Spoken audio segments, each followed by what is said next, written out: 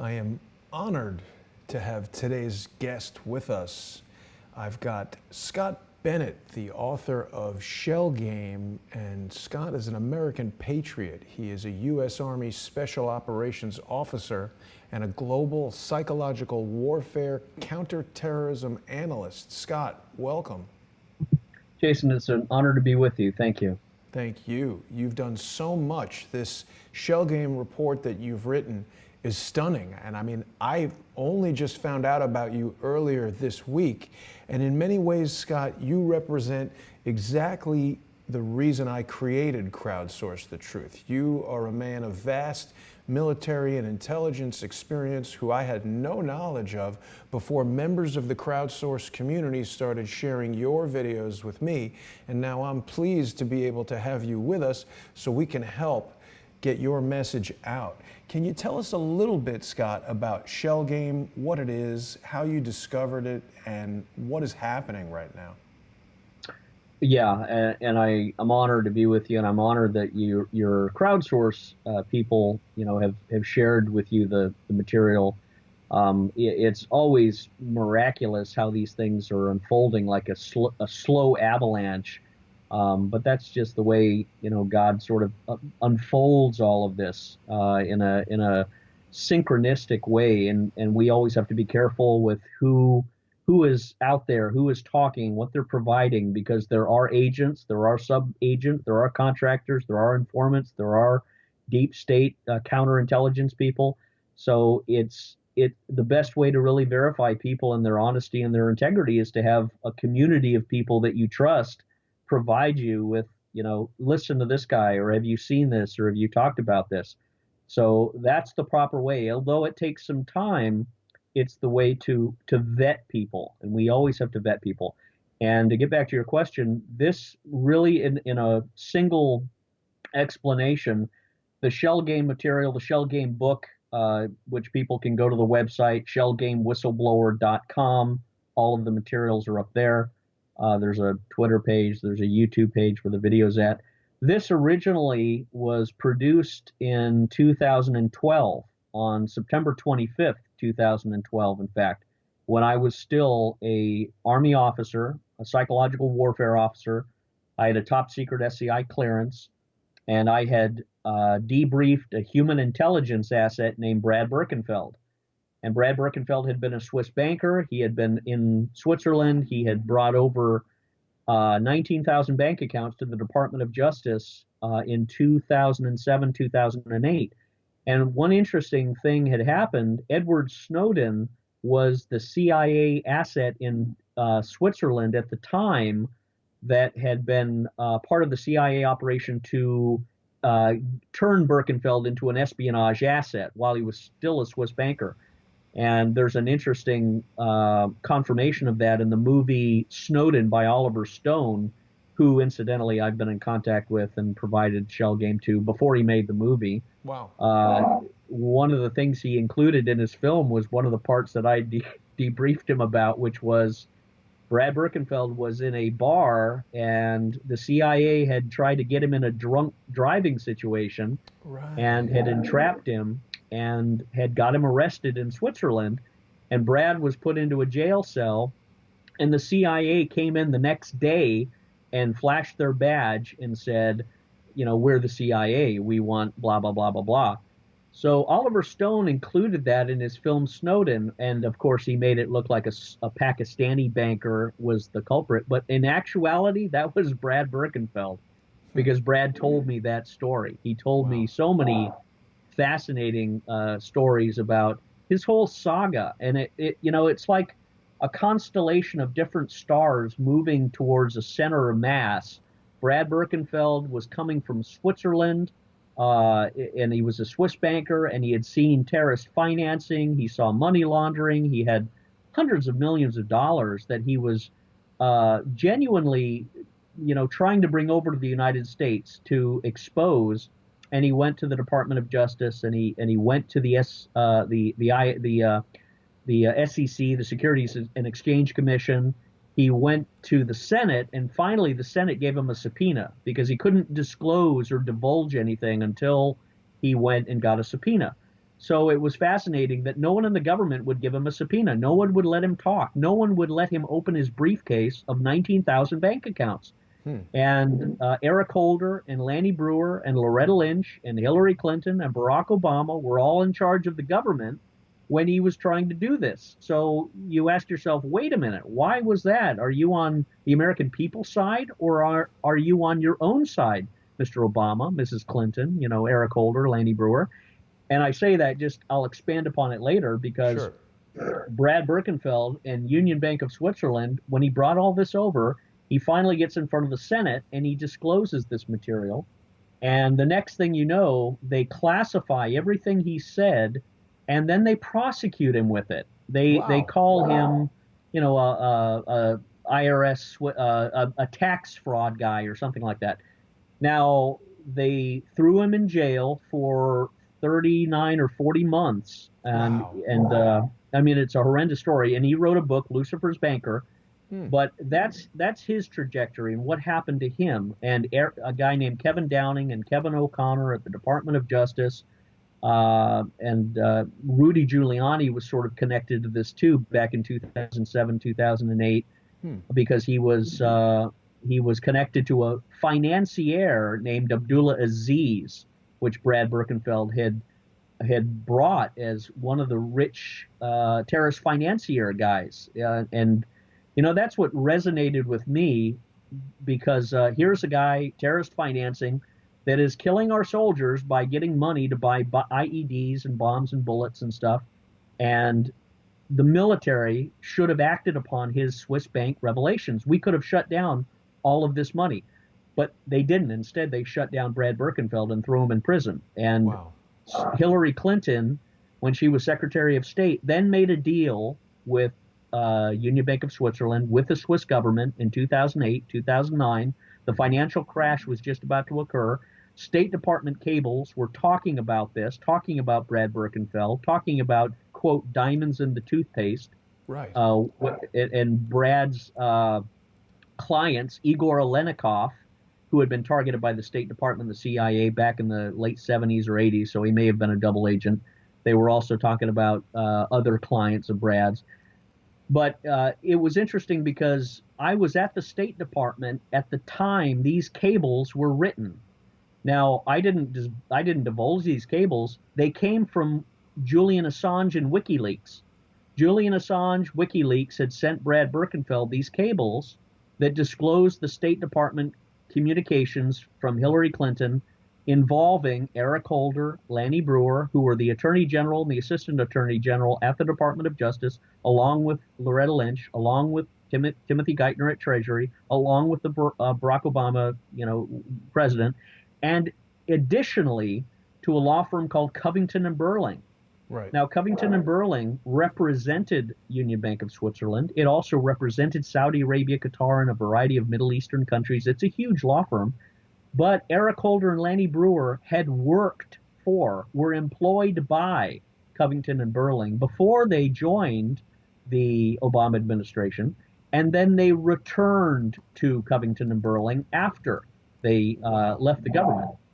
So this is no different than what Burling, we hear in so many different industries where these individuals enter the government, change policy, carry out some action that would seem to benefit the corporation, and in this case it's a law firm, and then they go right back to that law firm. Are they, as you said, working for the people of the United States, or are they working for the benefit of these wealthy lawyers and businesses? Yeah. Now, I'm going to kind of jump around, so Sure. all the pieces of the puzzle are going to slowly come together, but Covington and Burling has, if you Google them, and you've got them up right now, you will see Eric Holder works for them. You will see Lanny Brewer works for them. You will see Michael Flynn, General Michael Flynn's attorney, works for Covington and Burling. Wow, You will that see, sounds bad. It's very bad.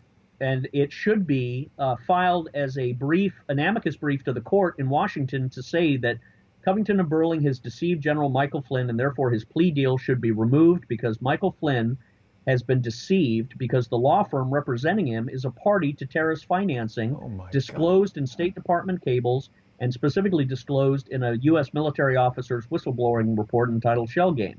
Scott, So how that long is has enough. General Flynn known about that? I honestly, I don't know if he knows about it at all. Now Wow. we've communicated. Yeah, we don't know. I mean, we play, sort of, half baked, half in, out, half out. We know there's operatives and intel people trying to get as much into intel and trying to find out what we know, so we don't disclose everything.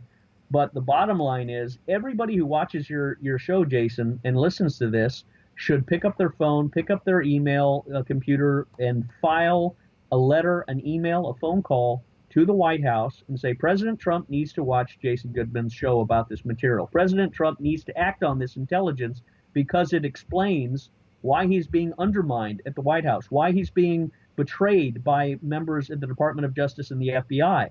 It explains why terrorist financing has been going into various areas in the theater of the Middle East, which President Trump promised to get out of. That's why the American people elected him. So the main goal is to see the president as the running back carrying the football, and we're trying to open up alleys, for him to run through to get to the end zone. And the end zone being, freedom, liberty, the Constitution, transparent government, not this deep state parasitic environment where we're all slaves on their plantation. So we're working to give this to the president, but push him as well, because there are a lot of actors that are interfering with him, giving him bad intelligence, and pursuing an objective that is not the American people's objective. And if he's not careful, if he doesn't realize he's surrounded by a lot of bad people, bad intel, and liars, he's going to be a one-term president, and that could be part of their angle. He's never been in government, so he doesn't know the double-crossing mentality of a lot of these people. But not to get sidetracked, to close off the Covington and Burling chapter, you've got Eric Holder, Lanny Brewer, another guy named Roger Zakheim. Now, Roger Zakheim was the son of my boss at Booz Allen Hamilton, Dov Zakheim. Dov Zakheim was the comptroller at the Pentagon when the cruise missile hit the Pentagon and killed the financial analysts. You're talking about 9/11. 9/11. That's I right. agree with you that that's what happened. Cruise missile. Yeah, and we've heard that from a lot of different parties. I'll say personally, I drove by the Pentagon the next day because I was doing my doctorate up at Catholic University. Right. And when I drove by George Washington Parkway, all I saw was a big blue tarp covering the hole. No skid marks, no luggage on the grass, no shattered metal on the grass, no great furrow in the grass like a 757 would have caused if it barreled into the building. The only thing I saw was a blue tarp covering the hole on the Pentagon. And when I reflected upon it years later, it struck me like a hammer against a bell. How could I have missed that? Because I didn't wake up to 9/11 until much, much later. And it's amazing that the American public have been so deceived and lulled to sleep. But everybody has their own awakening point. Right. So I can just say Dov Zakheim was my boss, my employer at U.S. Central Command, because I was a contractor. I'm not able to find Mr. Zakheim here on the. How do I spell Zakheim? Zakheim. Roger Zakheim. It's Zack. I'm sorry, Roger, and then Zakheim is Zakheim. He's not showing up on the search on the Covington website for some reason. Perhaps he's left. Well, I'll tell you what. I will send you the the photo that I screenshotted with Roger Zakheim's face and the Covington and Burling website where he left. So maybe this is resonating in a very powerful way to say Roger Zakheim was not only employed by Covington and Burling in 2014, but he was also the general counsel at the House Armed Services Committee when I was filing my report about Shell Game, filing it all about Brad Birkenfeld, his Swiss bank accounts, everything that he had disclosed to me. I'd sent up to the House and the Senate, Armed Services Committee, intelligence committees, and his father was my boss at U.S. Central Command running the terrorist financing operation. Yep, that's him. And right there on the far right corner, that's the picture that was at Covington and Burling. So you'll see a history of him that he worked at Covington, but it's very, very suspicious. So Roger Zackheim, Dov Zackheim, uh, and Eric Holder, Lanny Brewer, Stuart Eisenstadt. He was identified in the Hillary Clinton cables and emails. Stuart Eisenstadt was a Covington lawyer who has advised Hillary Clinton, the State Department, and the Clinton Foundation, and of course the Clinton Foundation. We saw Ginny Rhee, who's now on Mueller's team.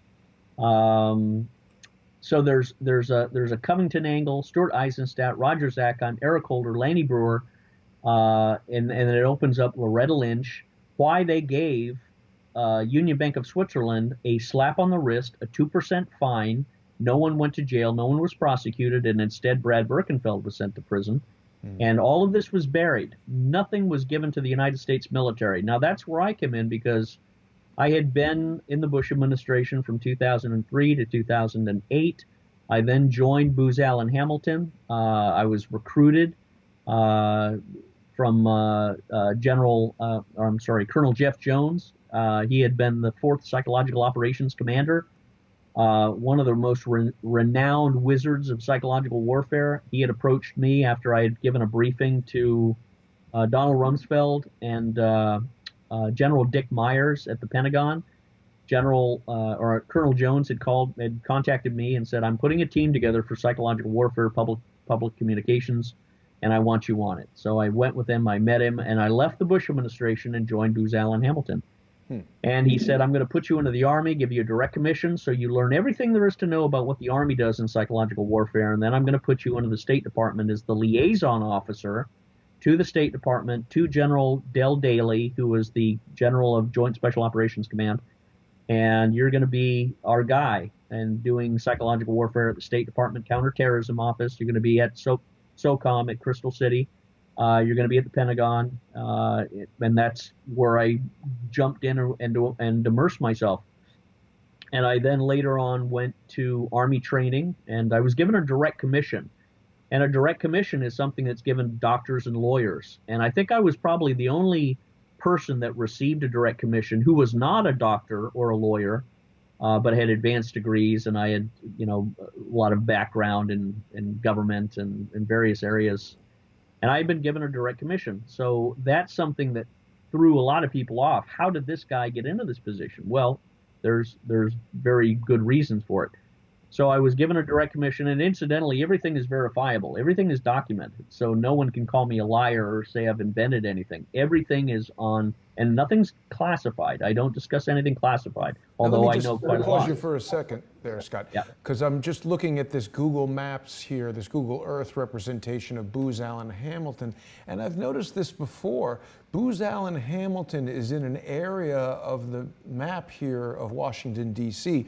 that very conspicuously totally avoids 3D representations of the buildings. One of the most interesting features of Google Earth is that it allows you to, in a very, very detailed manner, evaluate buildings and get extremely detailed maps.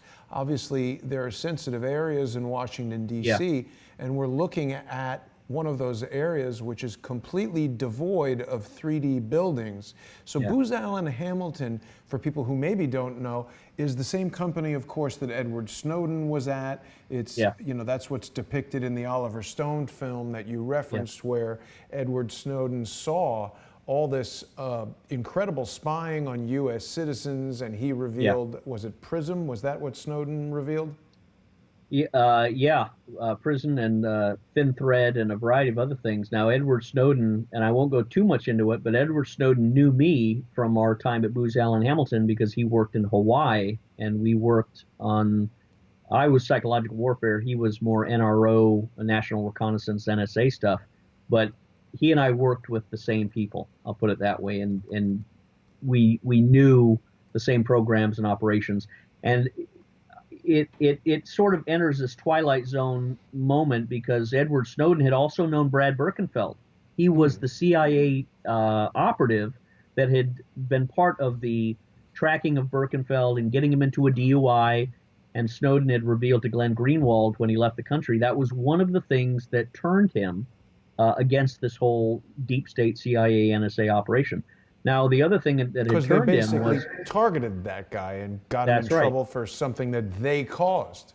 That's right. That's right. I mean, Brad told me the story, and this was before Snowden was ever public. Brad sat down with me and told me the whole story about CIA getting him into a DUI, then coming in the next day and flashing their CIA badge. And that's after that he left the country because he knew something was up. He probably thought he was going to be killed. Now Snowden, when I filed my report, Shell Game, and we sent it, Brad Birkenfeld and I worked on it. We sent it to General James Mattis around August 1st, 2012. James Mattis was commander of U.S. Central Command at the time, and that's the same James Mattis that is Secretary of Defense right now. And when that torpedo was fired at James Mattis, 28 days later, General Michael Flynn wrote about the substance of what we were discussing, which was Saudi Arabia, Qatar using bank accounts for establishing secret operations to establish in Syria and Libya and elsewhere. So that was August 28th when General Michael Flynn came out. On September 11th, 2012, like a couple weeks later, Brad Birkenfeld was paid off $104 million. Wow. And on the same day, the Benghazi attack occurred. Right. Now, as someone who's held a top secret clearance and has known secret operations and diversion operations and psychological warfare, I can say without a shadow of doubt, this was the CIA, DIA, certain branches in the military that were coordinating a deception operation. So all your eyes were in Benghazi, but the real story, the real issue that they did not want light on was the fact that Brad Birkenfeld was paid $104 million to be silent and not mention any of the stuff that I'm disclosing today, not mention my name, not mention the fact that I was a military officer, and not mention that all of this terrorist financing had been denied military. Now, I can say that because here's how Brad and I got together. When I was at Booz Allen Hamilton, and I was fighting a war. I didn't join Booz Allen Hamilton. I didn't join the military because I wanted a job. I wanted salary. I didn't join because of my own vanity or my vocation. I joined the military in Booz Allen Hamilton to fight a war and win it and go home. I joined to serve my country. And that's why I went out to Washington in 1998 and joined the Republican Party. And I worked at the Heritage Foundation. I worked at Leadership Institute. I worked at all the conservative Republican groups. I joined the Bush administration. I went out to serve my country because I was offended by a lot of the liberal Clinton type of things that were going on. I didn't agree with it, and I thought this is going to destroy the country. So I went out on a mission, and I was always driven by a mission. So when I went into the military, everything else was put aside, and I went in to fight. And I went through military training. I went through officer training, and I was 38 years old, so I was one of the oldest guys going through it. But I went through it to serve my country. And then the next thing, after I finished military training, I got my direct commission. I was given my top secret SCI clearance. I then was transitioned to go to U.S. Central Command to work under Dov Zakheim in terrorist financing. And I had been briefed by Colonel Jeff Jones. This is what you're going to be doing. This is who you're going to be working with. And I won't go into too much of what he briefed me on, but he had essentially advised me of the nefarious skullduggery of Dov Zakheim and its connection to 9/11 and other things. So I went down to basically be a mole and probe and dig and find out where all of this terrorist financing was going on and what was going on, not to just work on a contract. And when I started really digging and making a lot of noise, and I was a little bit naive on who was really behind a lot of it, when I started exposing things, the next thing I know, after I'd been down at U.S. Central Command for about 4 or 5 months, and I'd done a lot of work, and I discovered a lot of contractor fraud. I saw a lot of just lethargy, and there was a kind of a sickness, a state of not a real serious war, but just a paycheck and a contract. When I started discovering a lot of that, making a lot of noise, giving a lot of briefings, finding out that very few people really understood the nature of the fight, the next thing I know, I am stopped at the front gate at MacDill Air Force Base, held at gunpoint, and ordered out of my car. And police officers called under the suspicion of a DUI. Now, I thought this was a training operation because I was ready to be deployed. I had a top secret clearance, and they do this in various, And practices. you weren't drunk, obviously, right? No. But that's why I thought it was a test. I thought this is going to be an operation to test me, test my resolve, test my fortitude, to see if I'm, of the echelon to be, engaged in top secret SCI activities, covert and overt. So I went along with Pardon it. I the thought, pun. yeah. And I went along with it. I sort of, I kept my mouth shut, and the guards at the gate pulled me out of my car and held me to the side. And I had a concealed carry permit, to carry weapons. I was a Defense Department courier too, so I was high up there. I was very high in the counterterrorist intelligence realm. That's why I thought this has got to be a test. Well, the next thing I know, to make a long story short, the Tampa Police Department comes out. They arrest me. They take me in. Wow. Again, well, for a DUI suspicion, and they put me through the tests. Of course, nothing is there. There is no alcohol. There is no DUI. They let me go.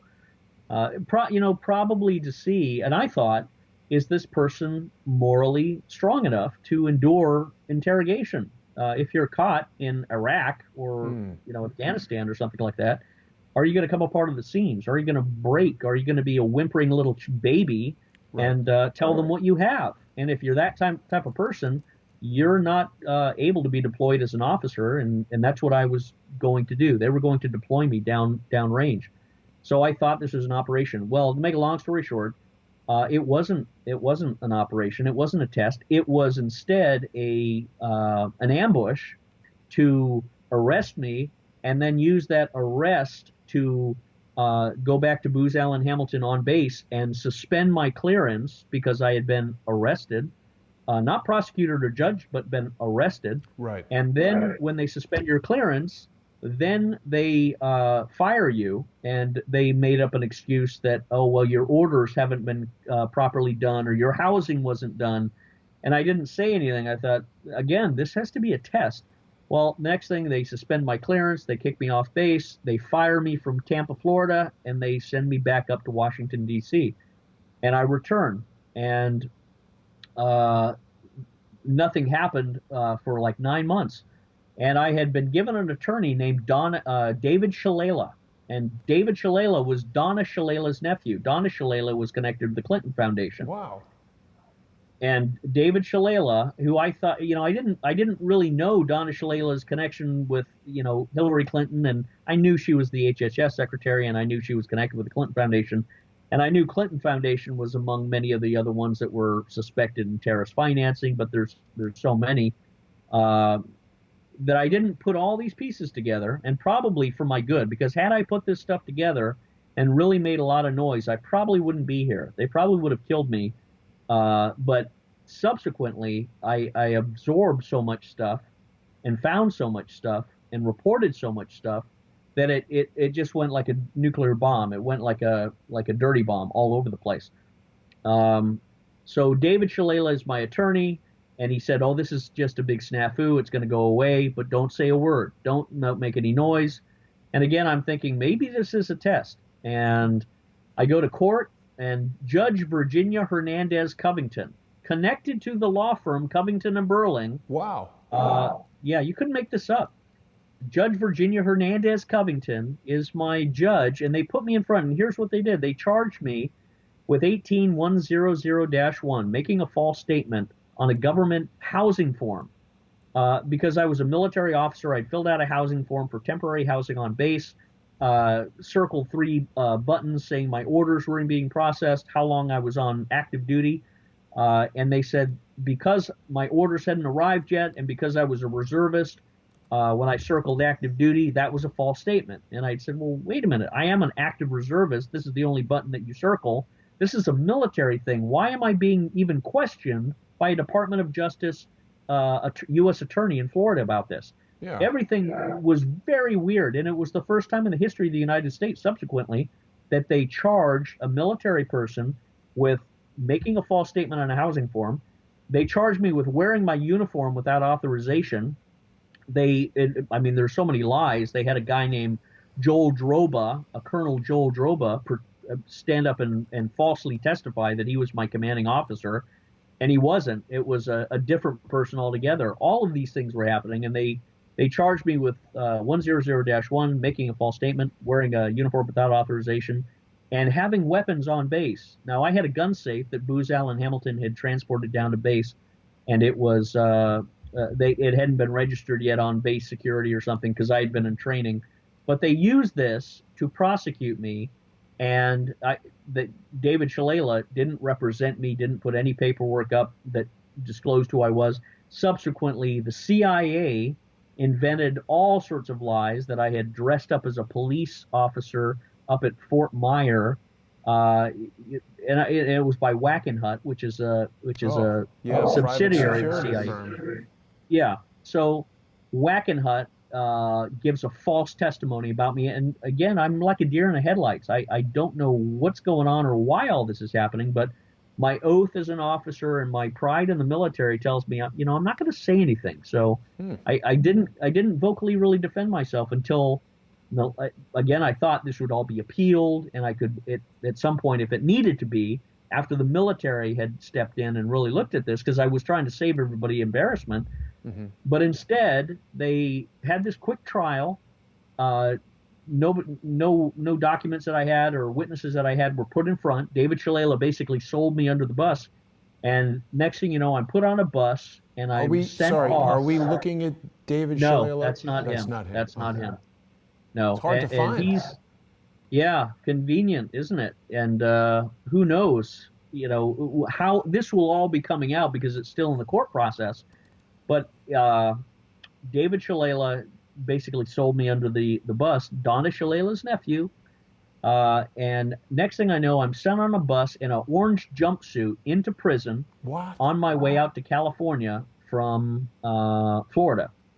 So in Florida, I take off on a bus, and I'm furious. I can't believe this is happening. Any moment, I'm thinking somebody's going to come through the door and say, "Lieutenant, you've passed the test.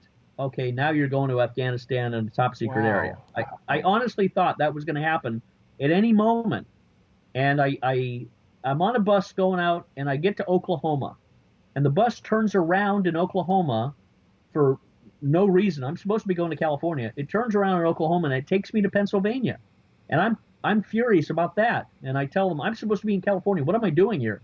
Well, you're just here. So, so I'm in a camp. I'm in a camp, and it is for doctors, lawyers, stockbrokers, all these people. Right. And I'm put into a camp, and that is where I meet Brad Birkenfeld. That's where the nexus happens. By total chance.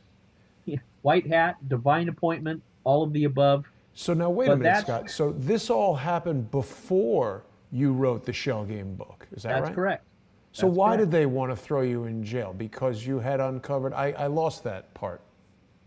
Well, I think it was seeing me as a danger, seeing me as I was reporting the things that were suspicious. I was reporting things about foundations in Saudi Arabia. Can I ask you a question?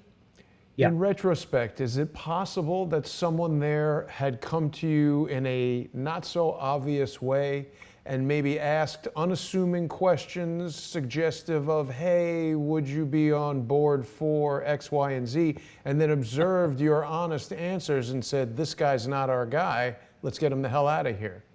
That's most likely what happened. Or someone did exactly what you described and said, that's the guy to send in and get Birkenfeld. That's the guy to dig up and report this stuff. So they might have done this to actually help you get to Birkenfeld? Wow, that's complicated. It's complicated, and ultimately it'll all come out. It'll all be disclosed because everyone will be a witness. Everyone will testify, and including Brad and myself, before a Senate, a House, a presidential committee, a second counsel, and a second attorney that is appointed by Trump. Right. All of this is waiting to be opened like a Christmas morning full of presents. All right. And how long were you in jail there? I was in jail from July 2011 until February 2014. Holy cow. So I meet, so, a lot of this stuff is still a mystery. I just share what honestly I saw and did and know. And having met Birkenfeld in a prison, and there are a lot of people there. I mean, there were, and I won't get too much into it, but there were guys there that were doctors and lawyers and, mafiosa guys. And there was also people there in the military. One was a Vietnam Delta Force guy who had witnessed CIA firebombing prisoner of war camps. He was one of the witnesses in the book Kiss the Boys Goodbye by Monica Jensen. His name was Casino Man. I won't tell his real name, but Brad knows him as well. Brad and I and Casino Man sat down and talked about all of this stuff. So it was like going to a think tank. Wow. I mean, some brilliant lawyers were there, and that's where I learned a lot of the law that I know now. I was the only one who could type, really. There's few guys who could, but I could type really fast. So needless to say, when I'm in a prison camp, I have all these mafia guys coming up to me asking me to write their letters and their motions, and the lawyers coming up to me saying, "Scott, can you write a motion for here?" So I'm like the secretary in law school. Hey, whatever And keeps you from getting murdered in there, right? Well, talk about the Italians coming up to me saying, "Hey, Scott, what you did for Manny, this big 30-year, Don Corleone guy," saying, "Scott, anything you need, man, what you did for Manny was outstanding." So I'm protected by the mafia guys there. Wow. I'm protected by the Italian mafia. I'm protected by the Russian mafia. Wow. And I'm protected by the Hispanic mafia because I'm working in the education department in a federal prison teaching the Hispanics English, right? But it had to be difficult. I mean, it's good that you had this protection, but they just totally railroaded you and stuck you in jail. Yeah, it is a form of torture. It is agonizing. It's agonizing for your family. It's a betrayal on the deepest level that you can imagine because, my father was a Marine Corps aviator in Vietnam. My uncle was an aviator in the Air Force. My other uncle was a frogman.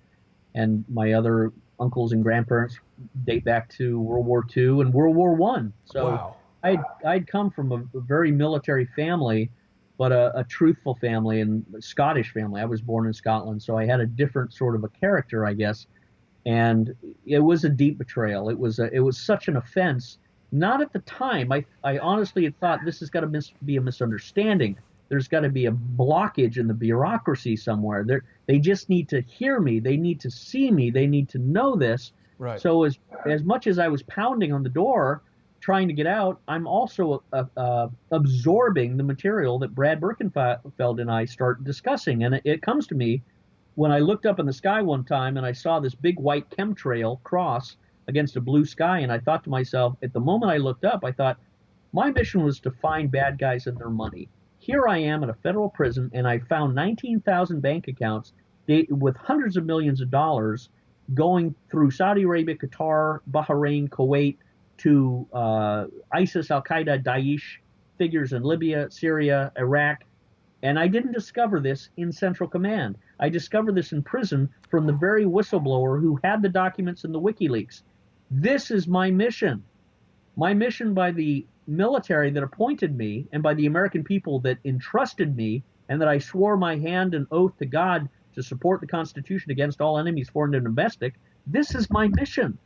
And when I looked up in the sky and thought that, I saw this big chemtrail cross in the form of an X about 100 feet above my head, and I'm right in the middle of the nexus, and it was the Scottish flag. The Scottish flag is the white X over a blue field. And it just personally, it struck me that this was my personal mission. I had been put on this mountaintop in Pennsylvania in a prison for this reason, for this day, to take this material and report it.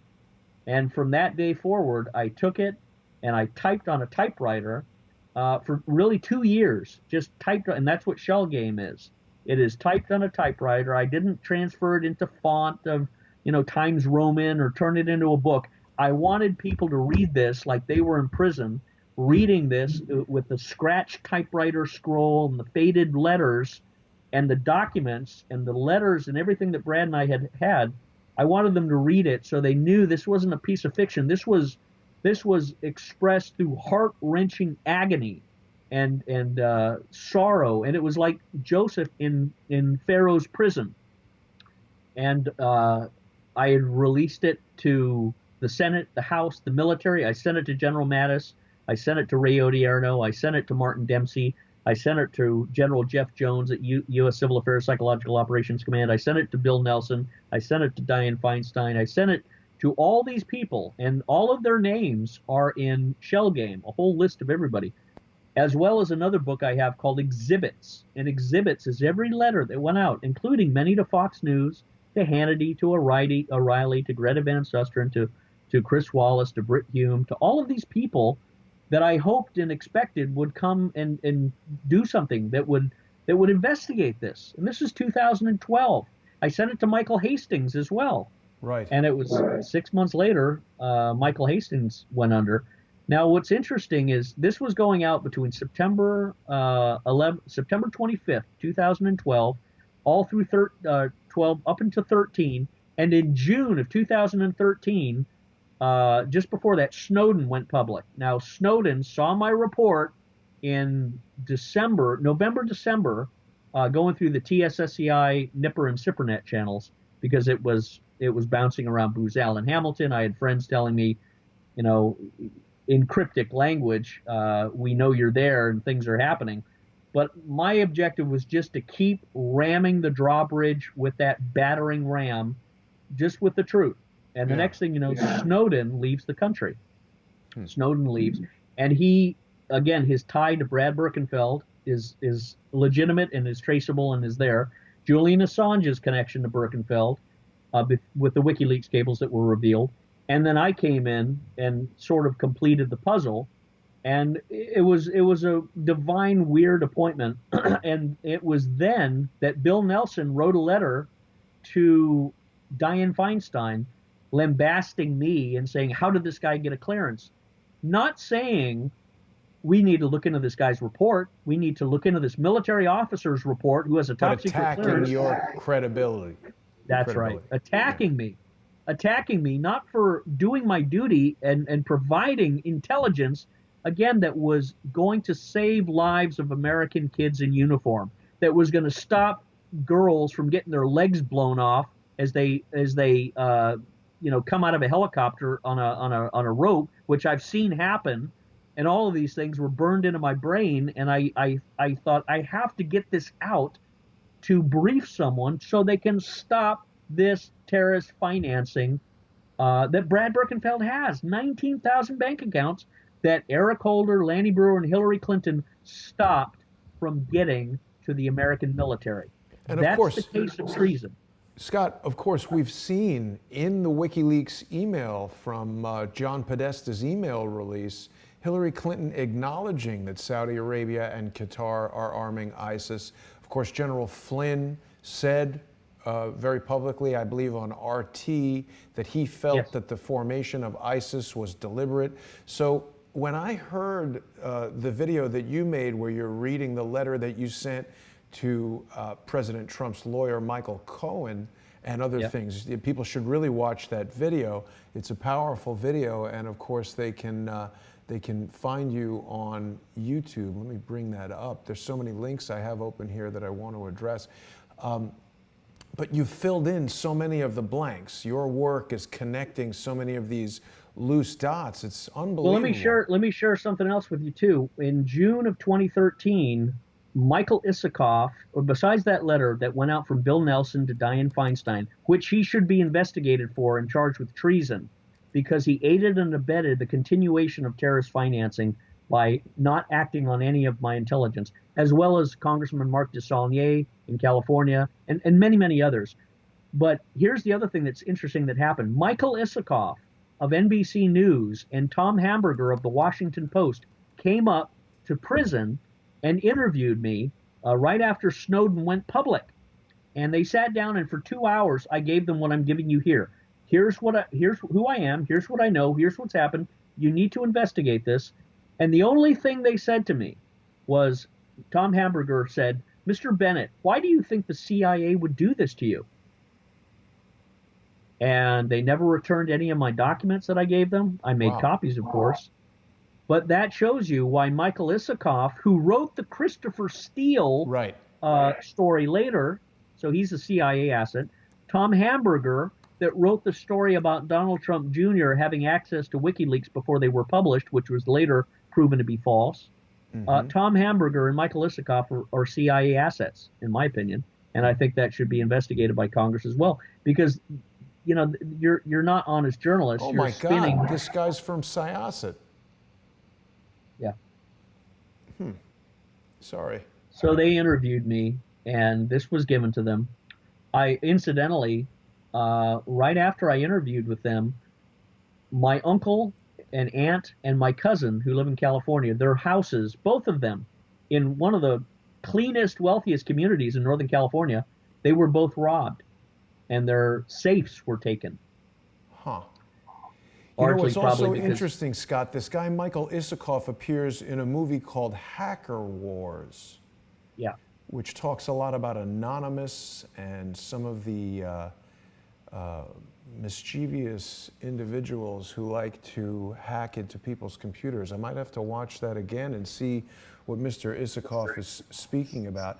It's amazing the connections between all of these different people and how incestuous this network of operatives, for lack of a better word. The playbook is always the same.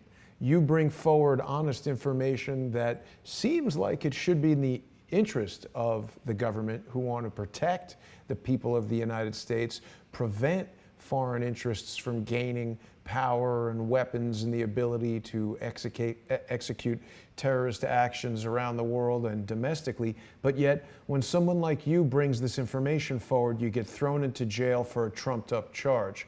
You know, right now, I personally am being attacked daily by a person who appears to be psychotic, constantly making up false accusations, and now sending reports to various government agencies trying to get me pinched. And when I hear stories from people like you, where you've actually gone to jail over fabricated evidence, it becomes concerning, because the person right now is accusing me of staging a bomb hoax at the port of Charleston, which I actually believe that he and his brother staged. They're the ones who brought the information, and they're the ones who did all of the things that made the phone calls, the tweets, etc., happen through apparatchiks and different people that they used to fool me. Journalists who earlier that day put out reports, in this case a journalist with my very same last name, who's been very vocal about using expletives to describe his opinion that I'm an idiot. This journalist put out a report that morning saying, hey, if you know of a pending emergency or disaster and you don't report it, you'll be guilty of misprision. So they try to craft this false narrative that blocks you into a corner. As you said, they arrest you for something totally made up so that then they can use that arrest to enable something else. I'm being sued right now by an individual named Robert David Steele, who is apparently ex-CIA. So maybe he's still CIA, and maybe he doesn't like it when I bring on guests like Scott Bennett, the author of Shell Game, who people should definitely be following on Twitter. Scott has amazing information that is just now starting to really break through the mainstream media shell, for lack of a better word. And I'm so pleased that we can connect and talk about your experience in the U.S. Army and working at CENTCOM and Booz Allen. I mean, you're not some guy sitting around smoking cigarettes, watching the internet and sharing opinions. You are someone who has been right in the center of the deep state and is fully aware of all of their tactics and these actual operations. And I mean, you are a casualty of this information war. It's amazing the bravery and resilience that you've shown, Scott. I'm so pleased to be meeting you and helping you share this story. I cannot stress the importance of this information. And it's really important that people support Scott and his work. I imagine it's difficult now with all these legal problems and being out of the professional world and having been in prison. I imagine that represents substantial practical challenges to finding work, and people can support Scott financially with the links here on his Twitter page, paypal.me, Army PSYOP, is that it? Yeah. People can help support the research, and I presume people can purchase the book, of course, on the website, which they can reach by typing in shellgameauthor.com, is that it? Yeah, you just go to shellgamewhistleblower.com. Right. And, the book is meant to serve people, to be a weapon that people can use, a crowbar that people can use to open up their congressmen and senators and challenge them and say, you're either on the side of exposing this or you're on the side of covering it up, which is the side of treason and criminality. I agree with that. That's what this is. So instead of morons in Mount Shasta writing fake reports about how they and their brother set up a fake bomb situation by doing their own psychological operation to really scare me into thinking we were facing a possible 9/11 style disaster, and essentially coercing me into doing something that they're now trying to position as a criminal act, instead of wasting time printing up and sending stupid reports to their congressman about that fake nonsense, perhaps they should be spending time reading your book and writing letters to Congress and the various people that need to expose this incredibly dangerous situation where so many people embedded in the government are covering for the Clintons and for the Union Bank of Switzerland. Now, you and I really didn't get a chance to speak very much, Scott, before this interview, and you did share with me that you only want to talk about topics that you have personal experience with, and I respect that tremendously. But as soon as you mentioned Union Bank, I could not help but think about Prescott Bush and the accusations of Union Bank being involved in laundering money for the Nazis in the 1930s and 40s. And of course, I believe Prescott Bush was charged with trading with the enemy, among other things. Here it is. It says, his business dealings, which continued until the company's assets were seized in 1942 under the Trading with the Enemy Act, had led more than 60 years later to a civil action for damages being brought in Germany against the Bush family by two former slave laborers at Auschwitz.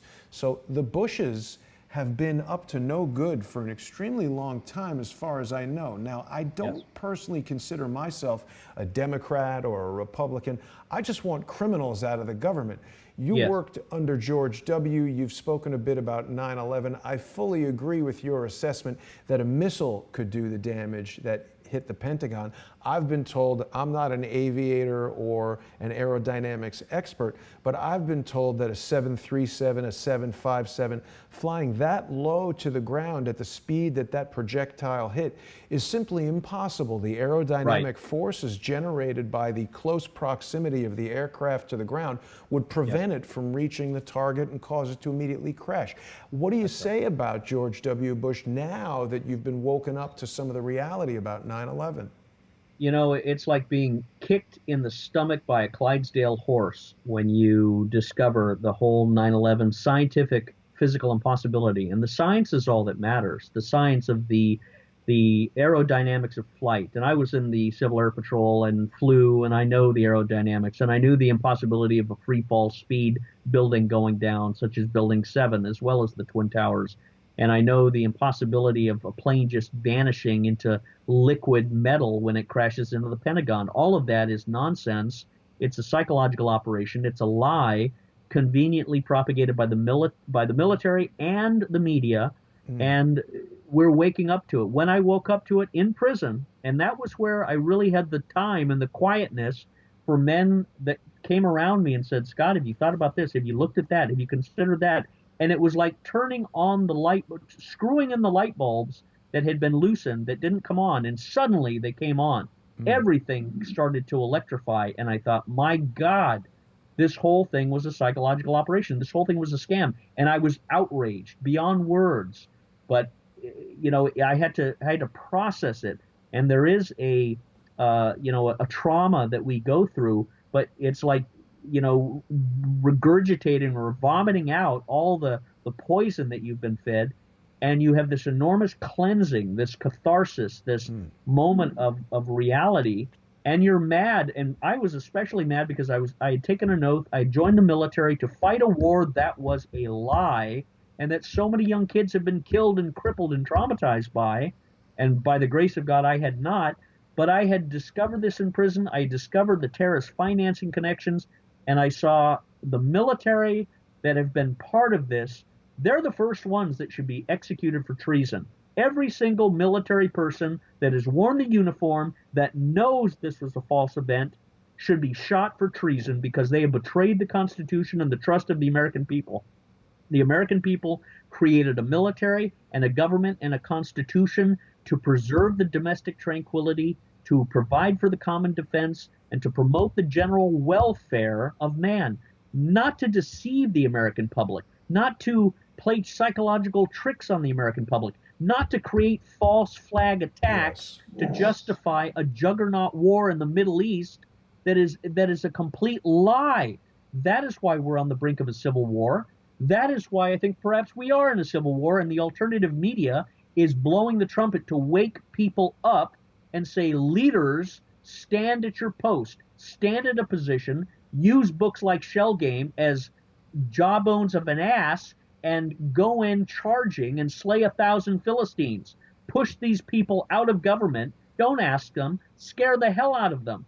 Put them in a corner and say, you received a letter from Scott Bennett about Shell Game and you covered it up. All of these people should be prosecuted for treason. They're war criminals. They've deceived the American public. And this is the moment in time where I think you see some tremendous momentum and people coming from various backgrounds and experiences that are enlightened by the 9/11 reality. It's sort of like that film Pleasantville. You got people who live in black and white and people that transform into full color. We've come into full color, Jason, and now we can never go back. And we have a duty to bellow and blow and enlighten our fellow humans in America and across the world to say we fearlessly and unapologetically proclaim this was a lie, and everybody tied to it, starting with those in the military, need to be executed for treason because they betrayed our republic, betrayed our people. You don't have a right to go in the military. You go into the military because you're given a position of trust by the American people. And the moment you betray that for a pension or for a paycheck or because you think you look pretty in a uniform is the moment you should be drummed out. And the moment you cover up a false flag event like the attack on the Pentagon is the moment you should be shot for treason. Because that's where we are, in a treasonous environment. Tulsi Gabbard knows a little bit about this. Senator Dick Black knows a little bit about this. Rand Paul, I think, knows about it. Ron Paul knows a little bit about it. Very few people really have the audacity to talk about it like we're talking about it. But that's where our leadership comes in. We need to be raising up people to take position in Congress, in the media and the military, to proclaim this, because it's like our shoulder's been put out of joint. You know, when you have a dislocated shoulder, our shoulder in America was put out of joint on September 11th, 2001, and it's never been put back in joint. We've never been clicked. And yes, it's covered up by Hannity and it's covered up by Fox News and all these people. They don't talk about it, but there are some Americans that do, like Jim Fetzer, like Christopher Bolin, like Barbara Honegger, like Susan Lindauer, like Richard Gage, like so many others. And I know everybody kind of, well, I don't like this person or this person. You know what? It's not about personality or background. It's about the science and the physical evidence of 9/11 that proves the government narrative is a physical impossibility. Yeah. So that means something else happened.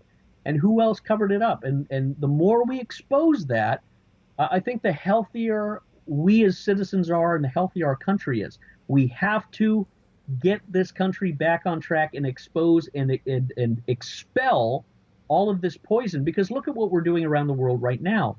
We've went into Libya and decimated Libya. I've interviewed Senator Dick Black many a time.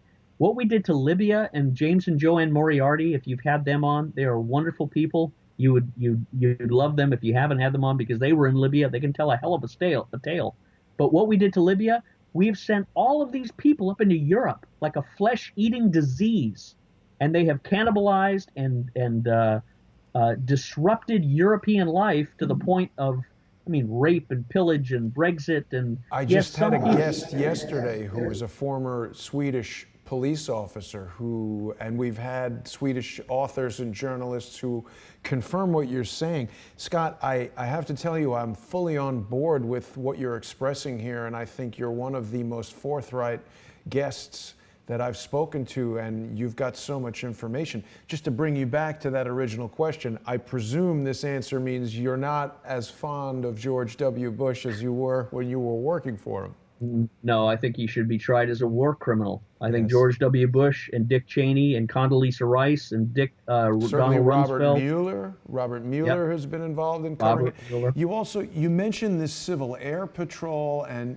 when it comes to false flags, I always go back to the granddaddy of them all, and the Bushes, of course, were there for the JFK assassination, and there's just been a major release yesterday. Unfortunately, I haven't had the opportunity to really dig in there just yet, but we're seeing more articles about Bush grandpa's ties to Nazis becoming clearer. A lot of times, I mean, and this all, people used to say, oh, Jason, this is ancient history, why are you talking about this?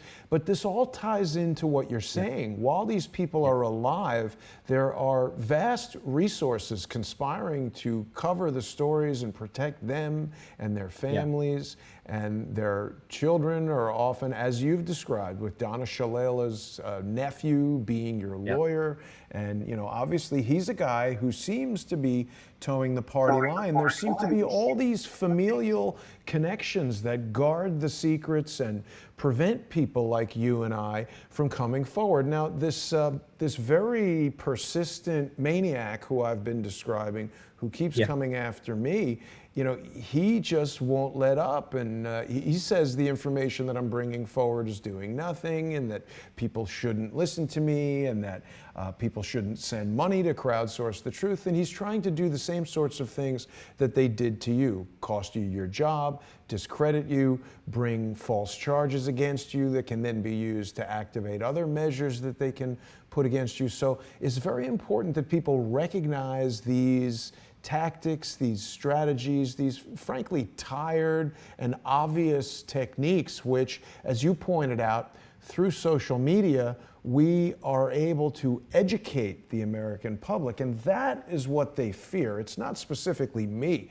There's nothing about me that is so great or fantastic, but my persistence to have guests like yourself to reveal what you talk about in your book, Shell Game, and to let people know that they should be subscribing to your YouTube channel and following you on Twitter and supporting you, because the system is designed to prevent, even if someone like Sean Hannity or Fox News wants to bring your information forward, that's not necessarily in his control. Now, here's a video that you published earlier today on your Army PsyOps Scott YouTube channel. It's only got 201 views, so this should be being viewed by the thousands and shared by the thousands. We've got 430 plus people watching us on YouTube right now. And of course, Scott, I don't know if you're aware of this, but just recently, as I've been persistent in exposing the financial crimes of ex-CIA agent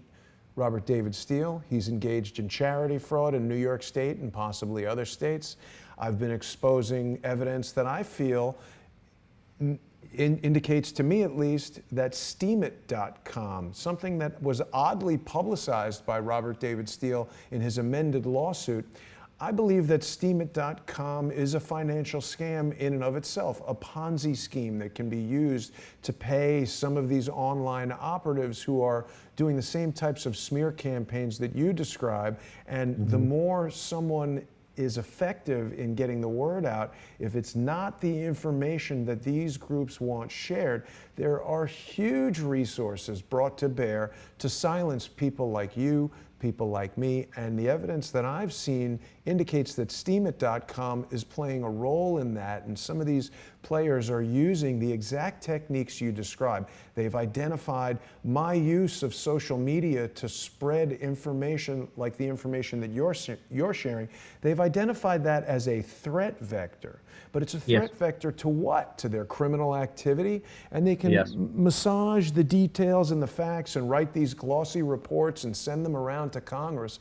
But a lie is a lie, Scott, and however pretty these people try to make it, they are lying. They are making up completely false statements about me, as they did about you, to try to silence us. And I'll tell you, sir, as long as I am alive and you and I remain in contact, I will not allow them to do that. Well, and see, that's what establishes you as an honest, honorable, and real person that everyone can say, now I know Jason Goodman is a real good guy, because you've had me on to tell the story without any instruction, without any vetting, without any editing. I'm sharing what I've been through, what I've seen, what I've written, right off from the heart. And you putting that up there for your viewers to be nourished by, to experience, to filter, to test, is a sign of fearlessness and really love for the country, love for the truth, and love for your fellow man. So you're giving them this gift of having me give my story to make the listener healthier, stronger, wiser, more fearless, more equipped, and better trained to repel lies and to go on the attack, to be wielders of truth. That establishes you as the best man. Those others who don't put me up there, who don't have me on their shows, are either ignorant, or they're traitors and liars and participants in this great scam. They're counter operators. Right. And so people should recognize and go, you know what? If Jason Goodman has Scott Bennett on, he's a good guy, and not to tout me I'm anything special, but I'm honest, and I'm telling the story that I've been through, that I experienced firsthand, and gold and silver I have not, but what I have I give unto you. The testimony that I have is part of my oath as an officer. I have a duty to report to the American people, this is what I discovered, and it affects you. It affects your kids, it affects your freedom, it affects your politicians, it affects our country, because look at these wars that we've gone on that we better get off of the right way, or else we're going to be bankrupt and decimated and have no freedoms or liberties. And it's time to stop all this. We've lost our goodness, our charisma, our reputation for peace and prosperity. We've lost all that in the ashes and smoke of war. And there's no reason to go to war with Russia. There's no reason to go to war with Iran. There's no reason to go to war with North Korea. So pleased to hear about the denuclearization early this morning. Massive step by President Trump. I mean, honestly, that is one of the best things done by any president in a long time. Yes. And just to build on what you were saying, Scott, I don't want to ask anyone or implore anyone specifically to trust me or to trust Scott. I want them to review this information. I want them to review the things that happen around people like Scott and I. I'm not aware of someone coming forward and saying, hey, this shell game book is incorrect because look at all this other evidence. They don't do that. People aren't coming to me and saying what Jason is saying is untrue because here's the actual facts. They're using propaganda, lies, and nonsense to, as you said, distract people from the real information and create this sense of confusion where the average person feels like, gee, I don't know who to trust. I like the sound of this person's voice. I like the way they look on YouTube or wherever they might be, but that's not it. People need to look at the information. And Scott, as I said, I'm so pleased that we've met and that we're coming together, and I would really like to invite you back as many times as it takes for us to keep getting this word out. But what I also see as an important synergy between us is that my role, as I see it, is to bring together people like yourself. And I don't always know who's coming on the show, is telling me the truth, is not telling me the truth. Part of the process we do here at Crowdsource the Truth is that people can cross-reference all these interviews, and we can even as I said, synergy. There could be a future interview where you join some of our other guests and share opinions and talk, because sometimes there are people who I do trust, but then they say something that I don't agree with. Now, does that mean I automatically distrust that person and presume they're lying? No. Maybe that person is mistaken, confused, has some other information. We can work together and do, as the name of the program says, crowdsource the truth. I'd be very interested in having you speak with Harmon Wilfred, who has experienced some of the same type of suppression and oppression that you have. And I'm interested also from the standpoint that these guys who are self-proclaimed former military guys who have written books on cyber warfare and threat vectors and how to weaponize social media. I don't know how to do that. I'm writing books on how to use 3D cinematography to help an audience feel more emotionally involved in a film. That's the extent, and I have no former training in that. That's just my presumption based on observing people who watch 3D films. But Scott, the work you've done is absolutely incredible. The oppression and nonsense that you've endured is amazing. Sir, you, in my view, are an American hero beyond the scope of most. And I've dealt with a number of military veterans, and I have to say, sir, you are absolutely a shining example for everyone. As you've stated, I do not agree that simply putting on a uniform makes you a respected member of the U.S. military. There are infiltrators and criminals who are in there who need to be exposed. And sometimes they lie about what they were doing in Nicaragua. I can only base my statements on their own statements, and we'll examine that down the road. But I appreciate your time today, Scott. Is there anything you'd like to share with our viewers before we wrap it up for this, hopefully the first in a series of many interviews? Yeah, I'm happy to join you again. Let me give you one other thing that you'll like. This is something that hasn't been released yet, but Andrew McCabe. You're familiar with Andrew McCabe, and you may know this, but maybe not. Andrew McCabe, when he was the FBI director, had sent 4 agents to go to Senator Dick Black's office. Senator Dick Black is the state senator from Virginia who went to Syria, who has communicated to Bashar Assad, the president, thank you for saving Christians in Syria.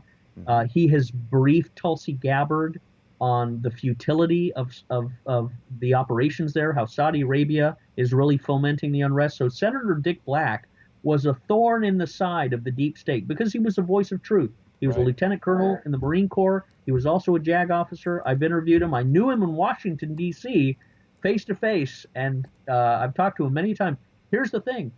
Andrew McCabe, when he was FBI director, sent 4 agents to try and get Dick Black to engage Syrian terrorist groups, to have conversations with them, to allegedly get some Syrian journalist out of jail.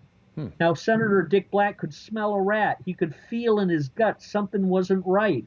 And his staff, and he said, I'm happy to help as long as it's not a terrorist group you're telling me to talk to. And the FBI, under McCabe, said, oh, no, they're not terrorists. Well, his staff did the research and said, sir, they are terrorists. This is a bad group they're trying to lump you in with. And he said, I'm not having anything to do with them or you.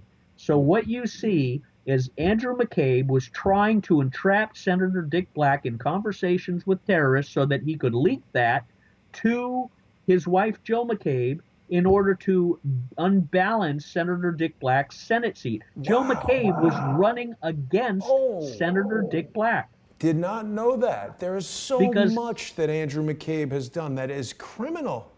That's criminal. That's fraud. That's abuse. That's racketeering. Why isn't Hannity saying Dick Black's name instead of just saying Jill McCabe is running for a Senate seat? She was running against Dick Black. Tell his name. Have him in front of the Congress. Have him on Fox News, because he will open up this whole story, and it will be like Robert Redford hitting a baseball through the lights in the Grand Slam of the Natural. This is the hugest thing you can imagine. McCabe, 4 FBI agents, Terry McAuliffe, Jill McCabe attacking Dick Black. Why? Because he also knows about the Benghazi issue. So Dick Black has enormous material in the Pandora's box that, when it's opened up, will add to McCabe's criminality. And I'll tell that's you, something that everybody should be calling their members of Congress to investigate. absolutely. And I'll tell you, Scott, this thing that you're telling us, which I did not know about Senator Black, I mean, this makes Andrew McCabe's Hatch Act violation, the receipt of the the 1.25 million for Jill McCabe's state Senate campaign, wearing the T-shirt, using his FBI email, all Hatch Act violations. But boy, that's like a liquor store robbery compared to what you've just described. I mean, dealing with terrorists and trying to entrap a U.S. senator. They love entrapment. They love to set these little traps and force people into them. So that's amazing I'll news. send you the interview. I'll send you Please. the interview, and you can hear it with your own ears, Senator Dick Black, and Amazing. hopefully have him on. He's ginger about handling this, but it's going to come out. It needs to come out, and I've been trying to inspire him to really take this to the Congress. But Absolutely. it's coming out in bits. But that's the most amazing thing that when you see that and hear that, it blows everything out of the water. It You look at does. McCabe in a whole new light, and suddenly you see, that's their game.